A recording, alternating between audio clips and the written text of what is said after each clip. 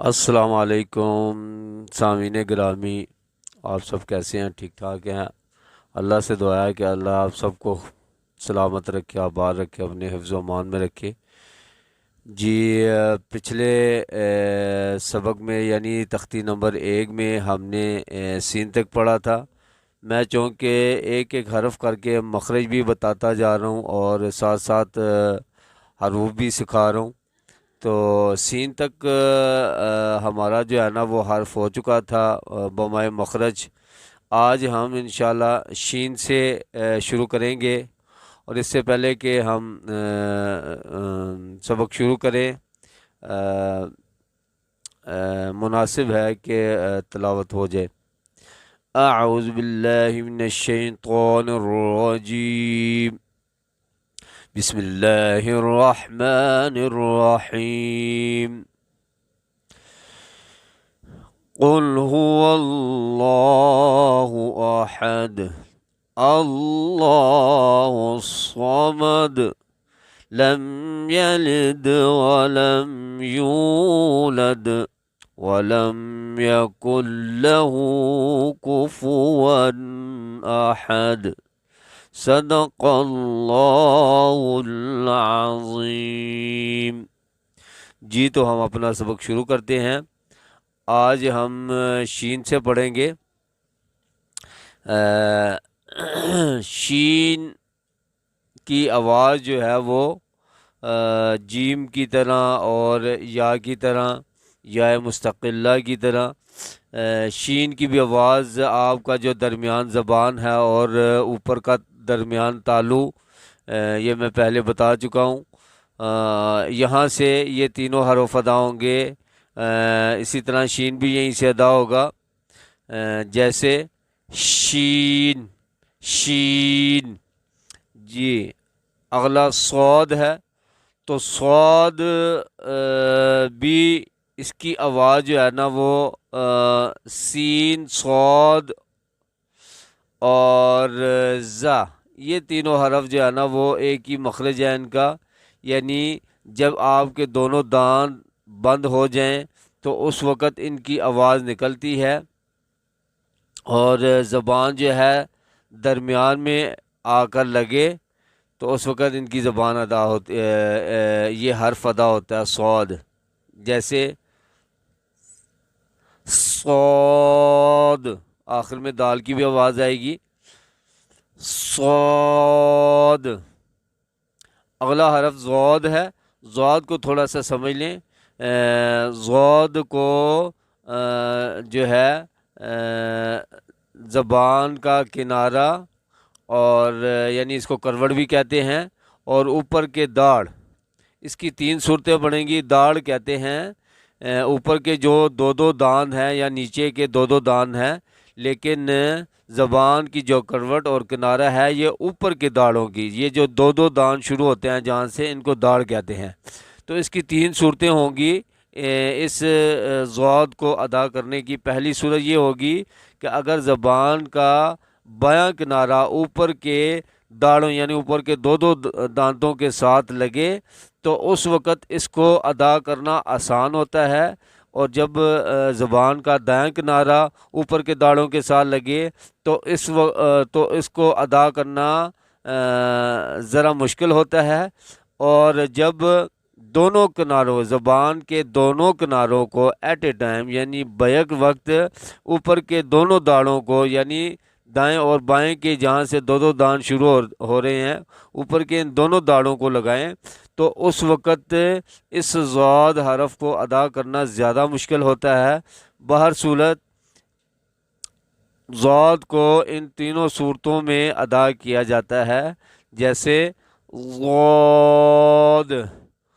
غاد، اور اکثر جو ادا ہوتا ہے یہ حرف وہ آپ کے زبان کا بایاں کنارہ اوپر کے داڑھوں کے ساتھ لگتی ہے، تو یہ ضاد ادا ہوتا ہے۔ آگے طا ہے، اور اس طا میں اور اس طا میں آواز میں فرق یہ ہوگا کہ یہ طا شاید میں پہلے بتا بھی چکا ہوں، اس طا اور اس تا جو ہے نا اس کی آواز باریک ہوگی، اور اس طا کی آواز ذرا قدرے پر ہوگی، یعنی موٹی آواز میں اس کو پڑھیں گے، جیسے قو۔ اچھا، اس کا جو مخرج ہے، اس کے جو نکلنے کی جگہ ہے، وہ آپ کے یہ تو دال تا، یہ 3 حروف ہیں، ان کا مخرج ایک بنتا ہے، یعنی آپ کا زبان کا کنارہ اوپر کے دانتوں کی جو جڑ، اوپر کے دانت جہاں سے اگتے ہیں، یہاں اس حصے کو لگے تو آپ کی یہ تو ادا ہوتا ہے، جیسے قو۔ قو آواز بھی موٹی ہوگی اور زبان کا کنارہ اوپر کے 2 دانتوں کے جڑ والے حصے کو لگے گی، تو اس وقت یہ حرف ادا ہوگا۔ اسی طرح اگلا حرف وہ ہے، وہ زال سا، ان تینوں کا بھی مخرج ایک ہے،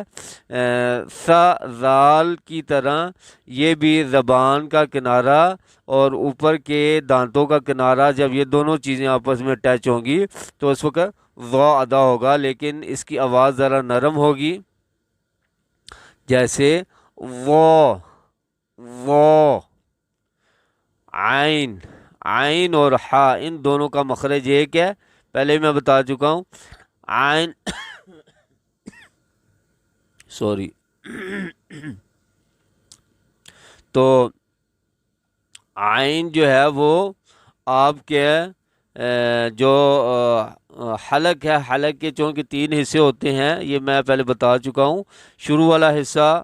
درمیان والا حصہ اور آخری حصہ، یعنی گلے کا شروع والا حصہ، گلے کا درمیان اور گلے کا آخر،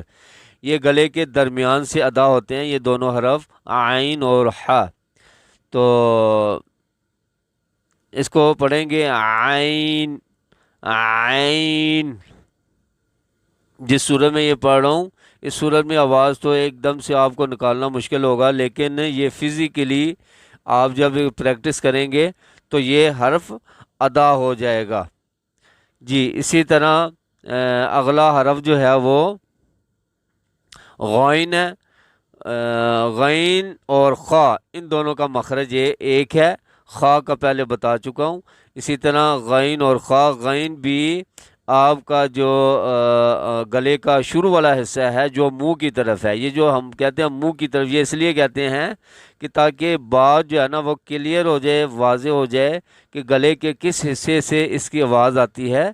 تو غین اور خا، غین جو ہے وہ گلے کے شروع والے حصے سے جو منہ کی طرف ہے، یہاں سے یہ غین ادا ہوتا ہے، جیسے غین،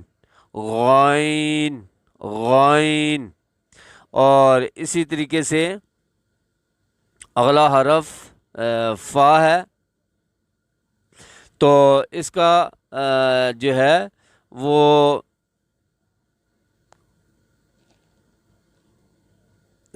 آپ کے جو اوپر کے دان ہیں اور نیچے والے ہونٹ کا تری والا حصہ، ہونٹ کے 2 حصے ہوتے ہیں، ایک ہونٹ کا بیرونی اور ایک ہونٹ کا اندرونی، باہر والا حصہ یعنی خشکی والا حصہ، اندرونی یعنی تر اور گیلے والا حصہ۔ تو یہ آپ کے اوپر کے جو 2 دان ہیں، اس کا کنارہ جب آپ کے ہونٹوں کے نیچے والے تر والے اندرونی حصے کو لگے تو اس وقت یہ فا ادا ہوتا ہے، جیسے فا، فا۔ اگلا حرف قاف ہے، قاف کا مخرج سن لیں، نکلنے کی جگہ، قاف آپ کا جو زبان کی جڑ ہے، جہاں پہ زبان ختم ہو رہی ہے آپ کی، مطلب ایک تو اوپر والا حصہ ہے نا کنارہ، مطلب آپ کا جو سرا ہے زبان کا، وہ نہیں، جہاں سے زبان اگ رہی ہے، مطلب جڑ والا حصہ، یہ جڑ والا حصہ جب اوپر کے تالو کے، یہ ایک بات یہ بھی سمجھائی جاتی ہے ذرا سمجھانے کے طور پر، کہ زبان کی جو جڑ ہے جو کوے کے پاس ہے، کوے سے مراد ہے آپ کے منہ کے اندر کے جو ایک آپ کو چھوٹا سا پیس نظر آ رہا ہوتا ہے، اس کو کوا کہہ دیتے ہیں، اور یہی وہ جگہ ہے جہاں سے یعنی قاف جو ہے نا وہ ادا ہوتا ہے، زبان کی جڑ جو کوے کے پاس ہے، جب اوپر کے تالو کو لگے تو اس وقت یہ قاف ادا ہوتا ہے، لیکن اس قاف اور اگلے والے قاف میں فرق یہ ہے کہ قاف جو ہے نا یہ موٹی آواز میں پڑھیں گے، یعنی پر آواز میں پڑھیں گے، اور اگلے قاف کو جو اس کو باریک آواز میں پڑھیں گے تو اس قاف کو ادا کرتے ہوئے ہم ذرا آواز کو پر پڑھیں گے، اور یہ تجویدی قاعدے کے اندر بعض حروفوں کے جو ہے وہ کلر جو ہے وہ پیلے ہوتے ہیں، بعض کے کالے ہوتے ہیں، اور بعض کے گرین یعنی سبز ہوتے ہیں، اور بعض کے ذرا نیلا پن ہوتا ہے۔ یہ تمام کے حروفوں کا ان کے کلر کا جو ہے نا وہ ایک مقصد ہوتا ہے۔ بہرحال یہاں پہ جو گرین کلر کے ہیں یعنی سبز کلر کے، تو ان جتنے بھی یہ حروف ہیں یعنی قاف ہے، ضاد، طا، ضاد، صاد اور خا، یہ 8 حروف بنتے ہیں۔ تو ان کو جو ہے وہ غین کو ملاتے ہوئے تو ان کو پر آواز میں پڑھیں گے، موٹی آواز میں پڑھیں گے تو وہ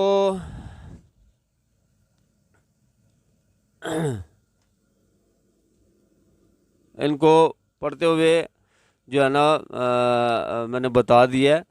کہ اس کو پر آواز میں پڑھیں گے۔ باقی آپ کی جو زبان کی جڑ ہے اوپر کے جو کوے کے پاس ہے اوپر تالو کو لگے تو اس وقت اس قاف یعنی قاف کینچی والے کی آواز ادا ہوگی، یہ حرف ادا ہوگا جیسے قاف، قاف۔ اسی طرح اگلا حرف اس کے اور اس کے مخرج میں اتنا فرق نہیں ہے، اس کے بھی یہی ہے کہ یہ جو زبان کا جو زبان کی جو جڑ ہے جو کوے کے پاس ہے ذرا نیچے ہٹ کر، یعنی زبان کے جڑ سے ذرا اوپر کی طرف آنا ہے، یعنی منہ کی طرف، یہ تھوڑا سا انچی 2 انچی 1 انچ کے برابر، تو یہ حصہ جب اوپر کے تالو کو لگے گا تو اس وقت یہ کاف ادا ہوگا، چھوٹا کاف بھی اسے کہہ دیتے ہیں۔ تو جیسے اس کو موٹی آواز میں نہیں پڑھنا بلکہ بغیر کسی زور لگائے کہ اس کی آواز ادا ہوگی، جیسے کاف، جی۔ تو یہاں تک ہم جو ہے وہ اپنے سبق کا اختتام کرتے ہیں، اور انشاءاللہ اگلے ویڈیو کے اندر جو ہے نا ہم لام سے اپنا سبق شروع کریں گے۔ تب تک کے لیے اللہ حافظ۔